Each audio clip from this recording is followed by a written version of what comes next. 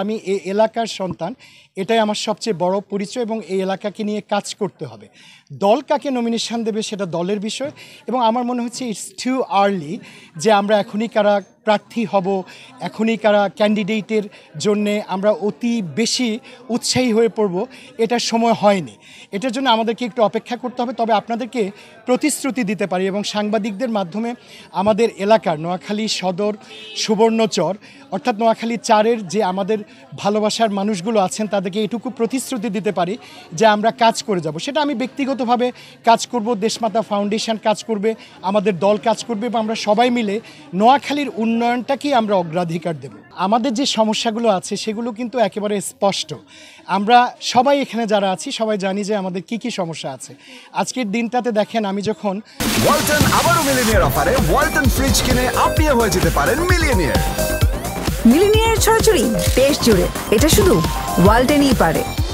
শহর থেকে এ পর্যন্ত এলাম, রাস্তার দুধারে ময়লা আবর্জনা। নোয়াখালী শহরটা, আমি এখানকার জেলা প্রশাসকের সাথে বসছিলাম, তার সাথেও কথা বলেছি। উনি নিজেই বলেছেন যে নোয়াখালীটা মনে হচ্ছে যে একটা ভাগাড়। এই অবস্থাটার আমরা পরিবর্তন করতে চাই। আমরা পরিবেশের উন্নয়নের জন্য পরিচ্ছন্নতা বিষয়ক প্রচারণা আমরা শুরু করেছি, আপনারা জানেন। ইতোমধ্যে এটার কাজকর্ম চলছে। আমরা সবুজায়ন কর্মসূচি নিয়েছি, অর্থাৎ আমরা নোয়াখালীকে পরিপূর্ণভাবে সবুজ করে তুলতে চাই।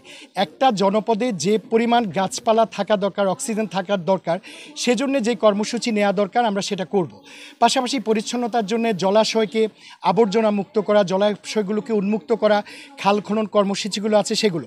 আরেকটা বিষয় আপনারা জানেন যে আমাদের নোয়াখালী অত্যন্ত সমৃদ্ধ একটা জায়গা এবং নোয়াখালীর কিন্তু প্রচণ্ড ধনী একটা এলাকা। এখানে যেহেতু সমুদ্র সংলগ্ন, এখানে ইপিজেড করবার সুযোগ আছে, সো ডিপ সি পোর্ট করবার সুযোগ আছে। আমরা প্রত্যেকটা বিষয় নিয়ে কাজ করছি। আমাদের রিসার্চ উইং এই বিষয়ে প্রতিনিয়ত পেপার ওয়ার্ক তৈরি করছে। আমাদের সাথেও রিসার্চ উইংয়ের লোকও আছে। এখন আমরা যে এখানে এসেছি আমাদের রিসার্চ উইংয়ের লোক নিয়ে এসেছি, যাতে করে তারা দেখে বুঝতে পারে যে এখানে পরিবেশের জন্য কি লাগবে, এখানে বাচ্চাদের শিক্ষার জন্য কি লাগবে, এখানে অর্থনৈতিক উন্নতির জন্য কি লাগবে, এখানে মানবিক উন্নয়নের জন্য কি লাগবে। আমরা প্রত্যেকটা বিষয়ে কাজ করি।